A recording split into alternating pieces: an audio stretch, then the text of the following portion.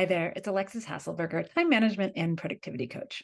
We are approaching the last couple months of this year, which is the holiday season, at least here in the US. So there's Thanksgiving, and then there's winter holidays, and there's school holidays, there's all sorts of stuff. And this time, while fun, can also be a little bit stressful just because there's so much going on. You might be hosting people, there might be lots of gatherings. And so anytime we have stressful stuff going on, planning is going to make it feel less stressful. And so I wanted to share with you a number of different ways that you can make this holiday season, this upcoming season, a little bit less stressful for yourself by including a little bit of advanced planning. And sometimes that planning just means thinking about certain things so that you'll know what to do if these circumstances arise. So I want to share with you some of my tips. So the first thing is going to be around travel safety. And I know that, well, COVID's not really over, right? But we are kind of pretending as if it is. But this is not really true, right? There's still like the flu going around and RSV, and there's COVID, and there's just like it's flu season, right? We can get sick. And as much as we want to feel like it's totally normal now and we can do whatever we want, you don't really want to be the person that, gets your cousin's new baby sick, right? Because you brought the flu to the party or whatever it is.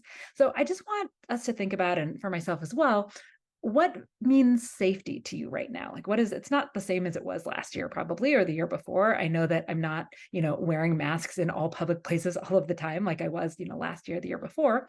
But you want to think about, what does this mean for you? So for me, this means a couple of things. One, it means that I'm making sure that I get all of my boosters, right? I just got my most recent COVID booster. I got the flu shot, making sure that my immune system is healthy. Another thing that this means for me is that I don't wear a mask all the time everywhere, but I do always have a mask with me, and I pull it out in certain circumstances. So for instance, if I am, out and about in a crowd and there's somebody just like hacking up a lung and they're coughing near me, I will put on a mask. If I am on an airplane, I don't put on a mask the whole time anymore, but I will wear that mask when we are getting onto the plane or when we're deplaning, because that's the time when the air is not really circulating in that plane. And that's a tip I got from my sister, who is a public health nurse. So she said, she doesn't wear it the whole time anymore either, but she always wears it during those times. So, also if I'm sitting on a plane next to somebody, as I was a month ago, and they were visibly sick, I will put on a mask. So I'm not doing it all the time, but I am when I notice that there's something where I might want to just protect myself. So are those going to be the same things that will make you feel safe? Probably not, right? We're different people. We have different risk levels. But what I would encourage you to do is to think about, what does work for you? What does safe travel mean for you right now? So that we can both enjoy everyone and being in company with people, but also make sure that we don't, be miserable. We're not miserable and feeling sick and getting other people sick. Now, another thing that we can do is to define what a game plan is for us. So if we are hosting, right? Like, get the big picture game plan together, right? Or if there's going to be lots of different gatherings, like think about, what is the big picture? What is going on? What are the things that are coming up? I know I have a client who just said, there's a bunch of birthdays and I've got this gathering and I've got that gathering. Just thinking ahead, getting your head around, like, okay, what presents do I need to buy? What meals am I going to need to deal with? What do I need to send out invitations to anything? Are there people I need to check with? Just kind of doing a brain dump of all of that big picture stuff can be really helpful in starting to feel organized about it, so you don't feel like that things are falling through the cracks. Now, another thing that we want to do is that if we are, hosting meals, etc., lean into delivery, right? I think that, I don't know, I had never used Instacart before the pandemic, but now I have not been to Costco in a very, very long time. So do whatever you can do to make things easier on yourself. If you can get things delivered, if you can, do a big order, if you can even just like put all your errands together and do them at once, whatever you can, just rely on those extra services if that fits into your budget, and it can make things a little bit easier for you. Now, if you are hosting meals, you want to define a timeline for that as well. You don't want to have to be worried that, like, oh, wait, we have 5 people who all need the oven for different things right now.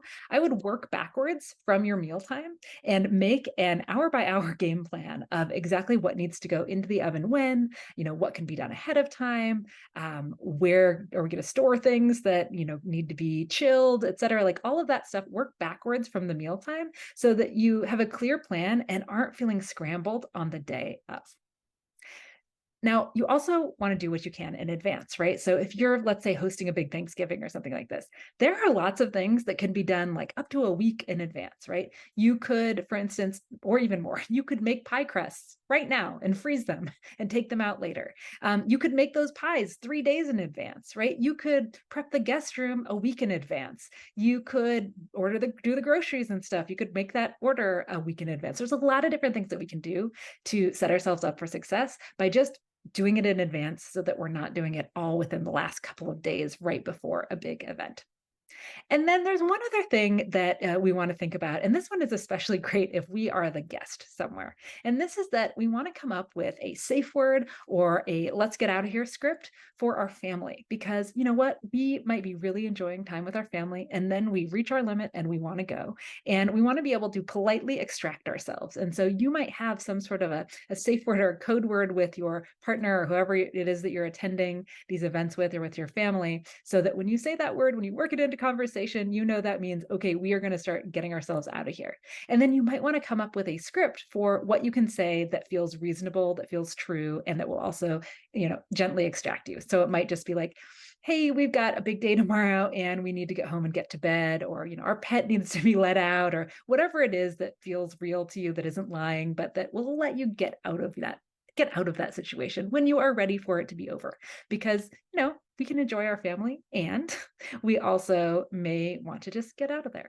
So these are some tips. I would love to hear what tips you have to make it a less stressed holiday season for yourself. If there are things that you do that you want to share with us, please put those in the comments so that we can see and learn from each other. And if you like this type of content and you want to keep getting it, please make sure that you subscribe so that I'm in your feed every week. Hey guys, it's a video editor here. I just wanted to quickly say to subscribe because only about 20% of the people that watch our videos are actually subscribed. So if you were to subscribe, it'd be a big help. Thank you.